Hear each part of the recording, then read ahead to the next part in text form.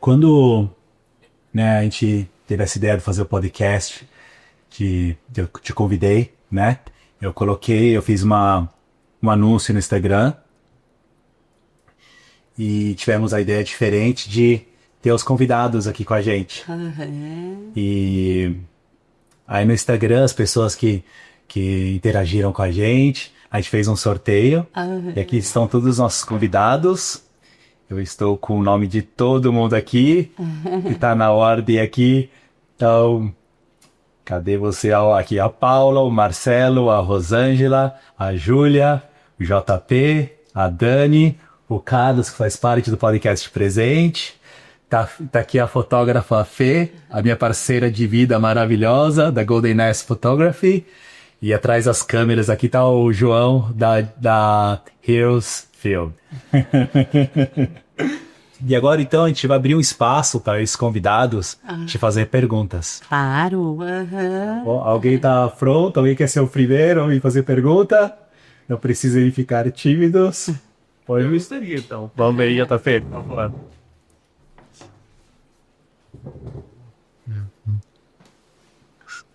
Vou assistir.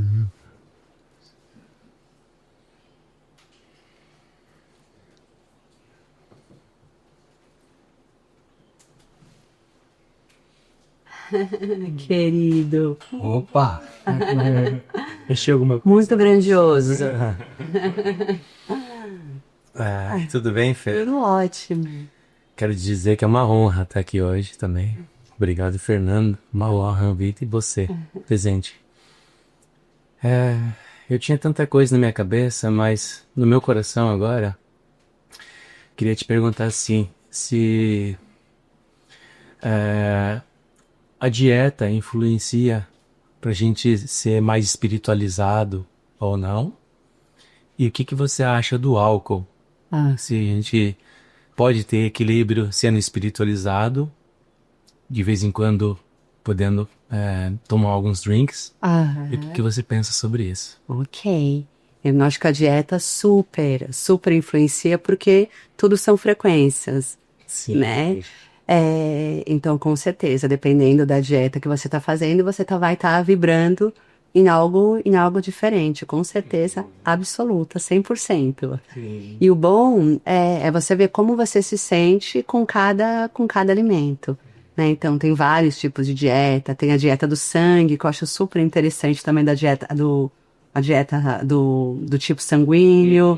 Então, tem muita preparações que você faz para ir para processos espirituais que tem que ser de acordo com determinadas dietas também. Sim. E do álcool, com certeza, eu acho que faz completamente diferença dependendo de como que a pessoa é, do nível que ela tá. Se o álcool, se a pessoa precisa do álcool, é ruim, Sim. né? Depende pra que a pessoa usa. Se a pessoa eu, de vez em quando, eu gosto de tomar um vinho. São minha família, eles fabricam vinho. Então, pra mim, o vinho é um momento de poesia, assim, me lembra minha família. Mas, se você me viu, assim, bêbada uma vez na vida, foi muito. E eu tomo uma tacinha. Mas é um momento, assim, que pra mim lembra minha família. Volta né? pra casa. Volta pra casa. Mas eu posso ficar 2 anos sem tomar nada e não me faz falta nenhuma. Entendi. Então eu acho que tudo nessa vida ele precisa de um balanço, né? Eu acho que se a gente está aqui e só quer vivenciar o mundo espiritual, né, a gente vai ficar não vai ter muita alegria, porque as pessoas começam a ficar muito sérias, porque tudo tem que ser muito regrado, não posso fazer isso, não posso fazer aquilo, mas a gente é um espírito, a gente veio de lá. Agora, o que a Mãe Terra tem para oferecer, né? Qual as alegrias que tem daqui também? Então, acho que tudo na vida é um equilíbrio. Equilíbrio. Isso é minha opinião própria, total. Obrigado, Fê. Vou levar essa palavra comigo. Ai, querido. Obrigado. Obrigada a vocês. Obrigado, Fê. Uma honra. Obrigado. Mais alguma? Rosângela.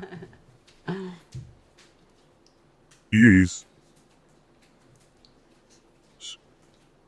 Is it?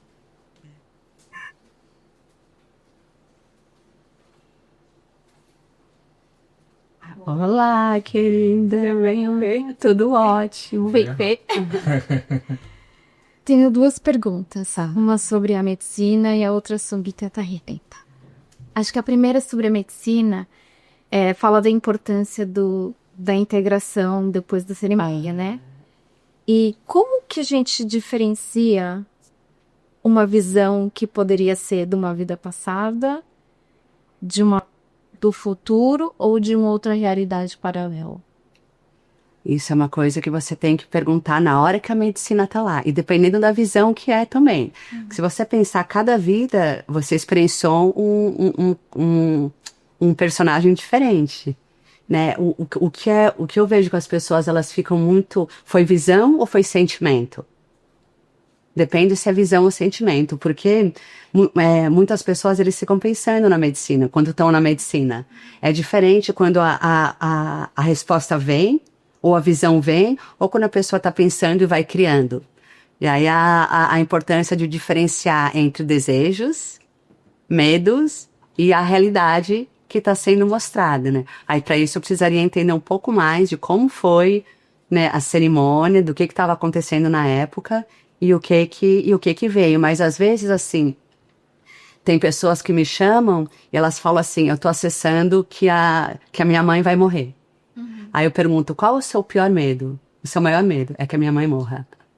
Então, o que é? A medicina liberando toda aquela construção que a pessoa veio fazendo ao longo da vida, porque a frequência do medo é uma frequência cheia de criação, porque o medo traz muita emoção.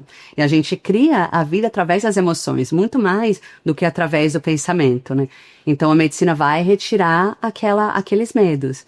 Então, por isso que é super importante a integração, porque quando você está conversando com alguém que entenda das simbologias, né, ou uma psicóloga especializada nisso, ela vai conseguir fazer você entender o que é que estava lá dentro.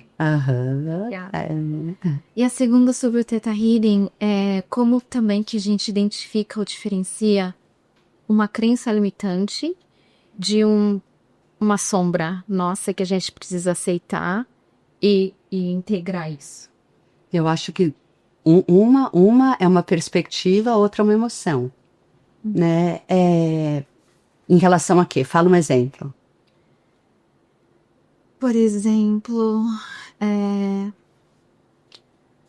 não sei, usou o exemplo financeiro, né, que a gente falou. Tem pessoas que, por exemplo, eu tenho uma amiga que ela falou assim, eu não gosto de Excel, não gosto de planilhas, eu não gosto de trabalhar com isso.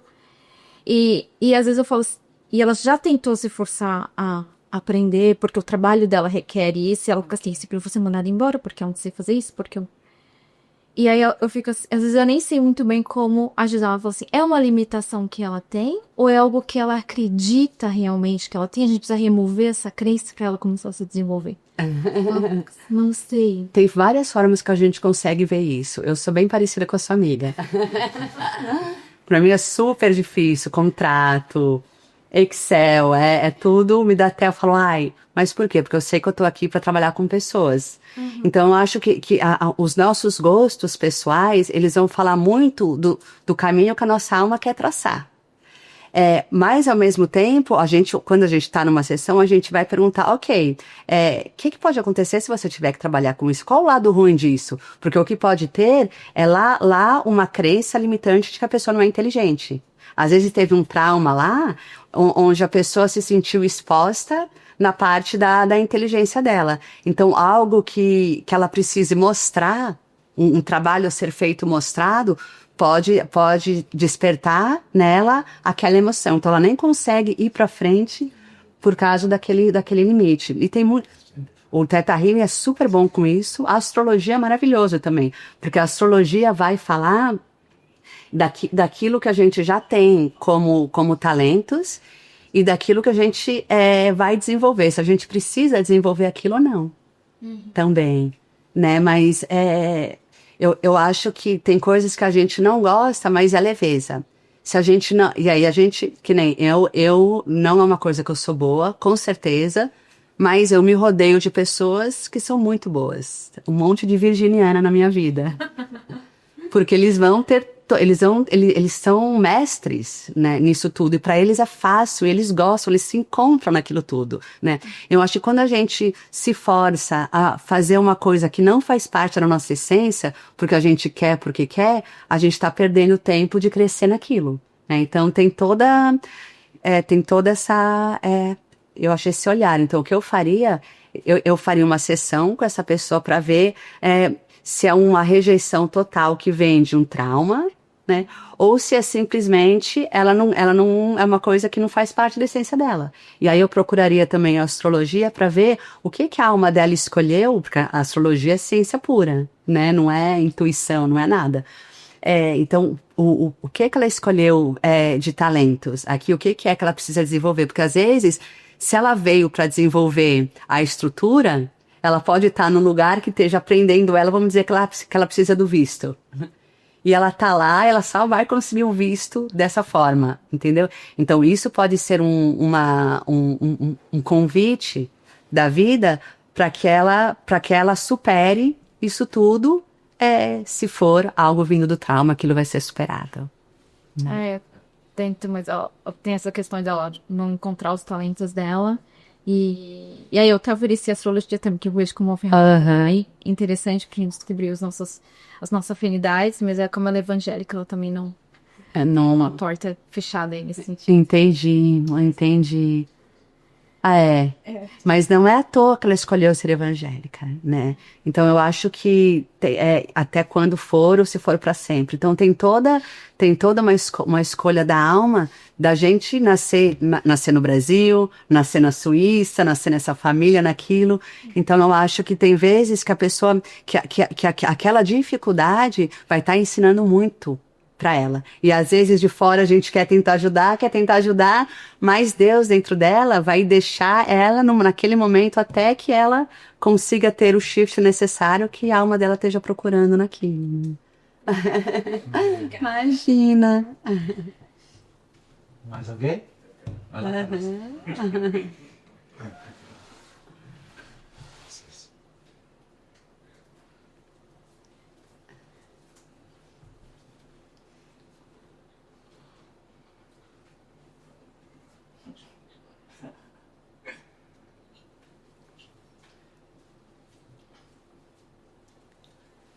Olá, querido. Oi, tudo bom? Que honra estar aqui. Querido. Obrigado, Freya.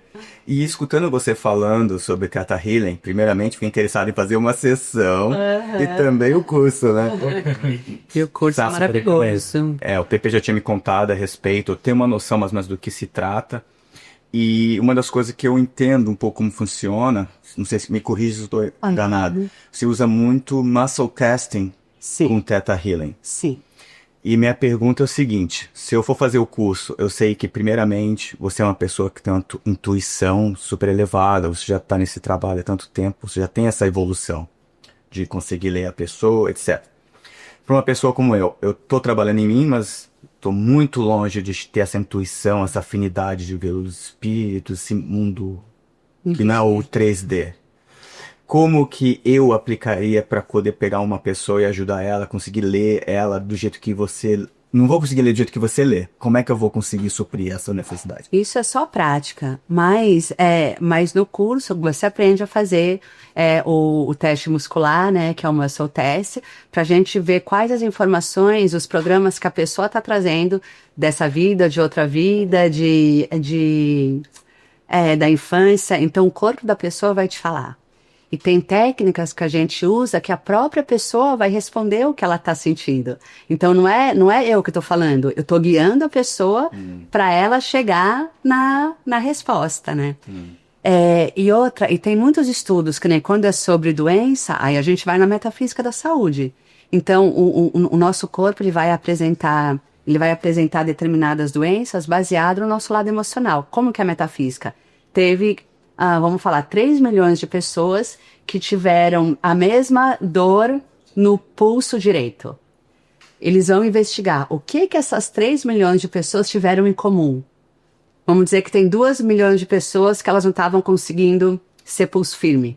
Naquele momento, elas deixaram o outro escolher algo que era muito valioso para ela. Pronto. Então, eles catalogam que dor no pulso é isso. Que endometriose é isso. Que a pele é isso. Então, quando você vai atender o cliente, a pessoa fala, olha, eu quero trabalhar a eczema. Então, você vai lá, você estuda e você fala, ok, eczema é isso, isso, isso. E aí, quando a pessoa tá na sua frente, aí você vai falar, ok, né? Como que é isso aqui pra você? Aí a pessoa vai começar a se abrir.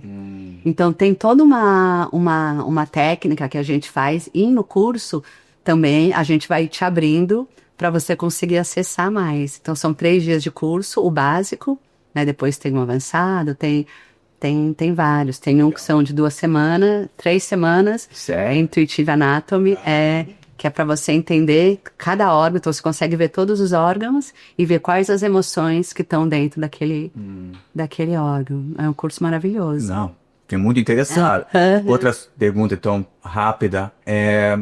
Eu aprendi umas técnicas muito básicas de como você fazer o muscle test no dia a dia, assim, para testar comida, para tomar decisões, às vezes, se é o certo ou errado. Mas eu acho muito difícil você ter uma noção realmente, por exemplo, essa aqui, quando você puxa o dedo, você não sabe se você tá colocando pressão mesmo, ou realmente o seu subconsciente que tá te dizendo. Com Como é que certeza. você consegue? Existe mais de 240 formas do nosso corpo responder.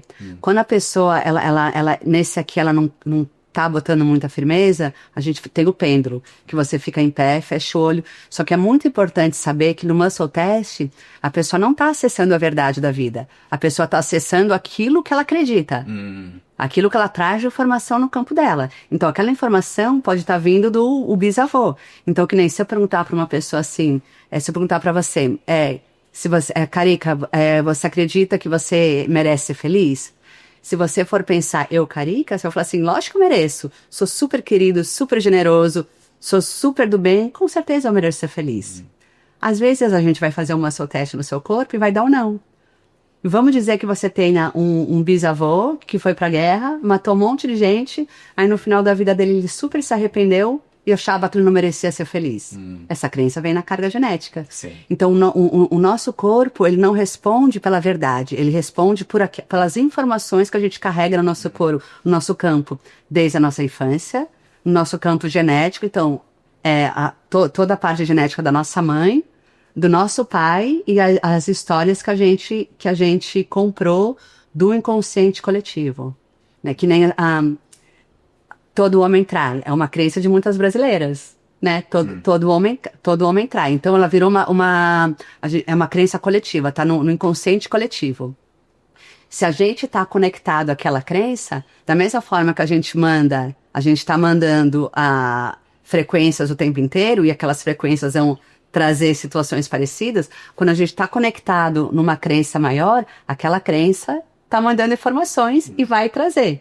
Então, quem vai aparecer na vida daquela mulher? Homens que tenham propensões a trair. Né? Quando a gente desconecta a pessoa de lá e traz uma nova informação, aí tudo muda. Então, tem um mapa que a gente segue, como a gente ir até a mente de Deus, antes de qualquer átomo ser criado. A gente vai para a mente de Deus, que é a parte que é onde todas as possibilidades elas estão presentes. A gente vai lá e aí a gente faz um processo para que aquela crença seja trocado. E aí o corpo da pessoa vai responder na hora, vai para o lado oposto daquilo que ele estava. Né? Então, que nem se fosse assim, eu mereço ser feliz, deu não, daí a gente vai investigar o porquê, né? E depois aí o facilitador se conecta com Deus e aí começa a ouvir novas informações que podem ser oferecidas pro cliente. E aí, se ele quiser aceitar, ele só fala sim. Quando ele fala sim, o plano espiritual vai ter a permissão para trazer aquela nova informação para as células da pessoa. Então é aí que conclui o healing. A gente ensina a pessoa a viver sem mais aquilo. Muito legal. Muito legal. Dá assim dá pra ter, porque tudo é percepção nessa vida, Sim, né? sim. Tudo é perspectiva. Então, quando a gente muda a perspectiva, mudou completamente, assim, mas assim, de tudo, vícios, né? Toda pessoa que ela carrega um vício, ela tá, no subconsciente dela tem um lado bom. Se a gente descobre qual é o lado bom, é só você perguntar qual é o lado bom. Qual é o lado bom de fumar? A hora a pessoa vai responder pra você o lado bom de fumar. Pronto, você já sabe qual a crença. Então, o que a gente faz? A gente deixa o subconsciente, o corpo da pessoa saber que ela pode ter aquilo de outra forma. Sim. E aí, teve uma menina que ela queria parar de fumar, mas ela fumava há 30, 40 anos.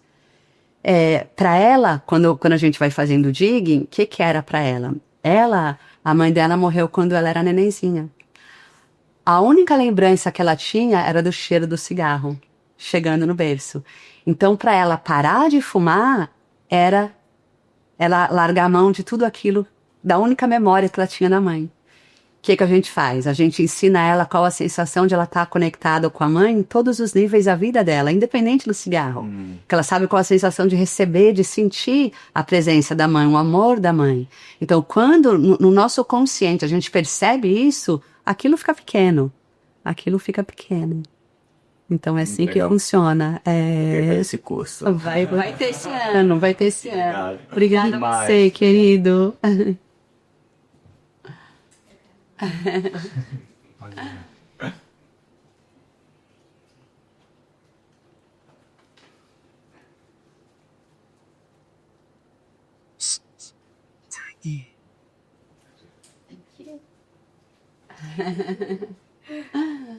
Eu tenho uma para você do Theta Healing. Quando a gente fez o curso, você ensinou a gente a, né, como separar a energia dos outros, não deixar para você. Eu imagino que você tem um monte de histórias tristes, de certa forma, né, de gente precisando de ajuda. Como é que você consegue separar, assim, tipo, tá ali presente pra pessoa, pra ajudar ela, e não se envolver? Porque, assim, de todas as histórias que você contou, tava ali a luz, a criança, todas ali, tipo, entra muito forte, assim, de ser mãe, de ter as crianças. Então, tipo, de estar ali presente, conseguir ajudá-los, mas sem, tipo, se envolver muito. E hoje no meu trabalho, eu trabalho com RH também. Então, tipo, é pessoas. São as coisas boas, são as coisas ruins que acontecem na vida de uma pessoa, não só de um funcionário. Então, você conseguir, tipo, né, separar e falar, eu sinto muito que sua mãe, né, morreu, ou que aconteceu, né, seu marido briga, mas você tá ali e conseguir, tipo, as palavras e conseguir ajudar a pessoa, né, tipo, não dar a resposta, mas fazer com que ela ache a resposta.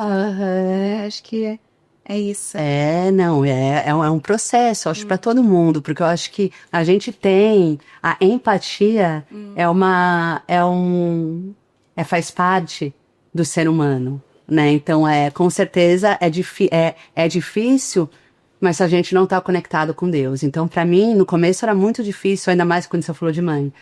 Para mim, depois que eu virei mãe, quando eu recebia um cliente que ele vinha falar de pedofilia, de abusos de criança, aquilo assim, ó, pegava meu coração de uma forma que eu não conseguia. Eu tinha tido neném há 2 meses. Então eu lembro que todo esse processo começou a ser muito forte pra mim quando tinha a ver com neném, era bem neném.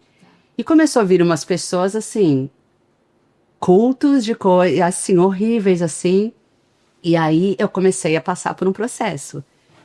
E aí eu fui pra Deus e eu perguntei, eu falei, ok, eu preciso saber como que eu faço pra estar lá pras pessoas, mas ao mesmo tempo não julgar, porque eu sei que tudo é perfeito. Como é que eu posso fazer pra não trazer aquilo pra dentro de mim? E, pra mim, a filosofia mais incrível que foi me passada é: a gente tem que dar uma mão pra Deus e uma mão pros homens. Porque isso, né, na compaixão. Então, porque se tá o cliente na nossa frente contando algo super, super difícil, mas você dá as 2 mãos para aquele cliente, você vai estar, eu super te entendo, super injusto, isso aconteceu, isso aqui, você vai começar a chorar junto, e não é para aquilo que o cliente está lá, ele não quer alguém que tenha empatia com ele quer alguém que ajude ele a sair de lá, né? Então, se a gente tá com as 2 mãos para a pessoa na nossa frente, a gente vai estar sentindo tudo aquilo. Se a gente der as 2 mãos para Deus, a gente vai ouvir tudo, mas com uma certa frieza, né? Tipo, ok, você escolheu isso, era isso que tinha que passar, qual é o lado bom disso tudo? Mas se a gente dá uma mão para Deus e outra para as pessoas, a gente vai estar lá, a gente vai estar ouvindo, nosso coração está completamente aberto, sentindo, mas ao mesmo tempo a gente sabe que honrar a escolha da alma daquela pessoa faz parte do crescimento dela. Então a gente fica lá com a mão de Deus, né, sabendo que aquilo é o que aquela alma pediu e agora ela já está pronta para mudar aquilo. Então aí a gente, dando a mão para Deus, a gente vai receber as informações que estão sendo passadas para poder ajudar o coração daquela pessoa naquele momento. Sim, é interessante onde eu trabalho. Perto, essa semana teve alguém que se suicidou. Pulou de um... Isso, quando eu fiz um curso de mental health o ano passado, é um assunto que eu acho muito difícil entender. Como é que alguém chega a um ponto na vida que nada mais... Não tem resposta, não tem cura. Essa é a única solução. E aí, tipo, quando você tava falando agora, eu não sei porque veio essa coisa, tipo, disso. Porque é uma coisa que eu não consigo entender. Mas, tipo, assim, eu tenho empatia, mas eu não consigo... Como é que você chegou nesse ponto de achar que a única resposta da sua vida é acabar com ela? Mas imagina a dor que a pessoa tá. A gente não consegue mensurar. E, às vezes, né, teve uma cerimônia que aconteceu que foram duas irmãs. Assim que elas chegaram, que a cerimônia começou, eu vi um menino mais ou menos da idade delas chegando, vi a roupa dele e tudo. Ele estava sempre perto de uma das irmãs, mais perto de uma, né? Elas estavam sentadas separadas, ele estava perto da direita. E ele lá falando, mas ele cheio de luz, né? E aí passou um tempo, ele veio caminhando até mim e ele explicou, ele falou assim, olha, eu tirei a minha vida, mas eu tirei a minha vida para poder ensinar ela. Você pode falar isso para ela? Aí eu falei, posso. Eu falei, mas como assim? Aí ele falou assim, ela é uma alma suicida. Ela vem há várias vidas tirando a própria vida. Então ela nunca tá lá para ver o que acontece com a família. Nessa vez eu escolhi vir antes para poder fazer ela entender o que é estar do outro lado. Para que finalmente, né, se Deus quiser, ela pare com isso tudo. Sim. Na hora que acabou a cerimônia, elas vieram conversar comigo e eu contei a história. Elas começaram a chorar, as duas viram com o irmão com a mesma roupa, e a menina que estava na direita, ela falou, eu penso em formas de tirar a minha própria vida desde que eu tenho 4 anos. A irmã olhou assim para ela com os olhos desse tamanho, ela falou, nunca falei isso para ninguém, mas até o dia que ele morreu, eu pensava nisso. A partir do momento que ele morreu e eu vi a minha dor e a dor da minha família, ela falou, isso nunca mais passou pela minha cabeça. Então eu acho que tantas histórias que a gente não consegue entender. Pelo menos é assim que eu levo a minha vida. Quando eu não consigo entender o porquê, eu paro no nível do respeito. Eu falo assim, o respeito eu não entendo, mas se for necessário, me mostra o porquê. Porque eu tinha a mesma coisa. Né? Eu consegui entender o porquê, porque às vezes está tanta dor que a pessoa não consegue, não tem o que fazer. Sim. Né? E aí depende depois das crenças dela, o que vai acontecer. Né? No Brasil a gente tem a crença do umbral, tem disso. Em outros lugares não existe. Então cada um vai vivenciar aquilo que ainda faz parte da consciência humana, porque na primeira morte que a gente tá, a nossa consciência continua a mesma. Né? Sim. Ai.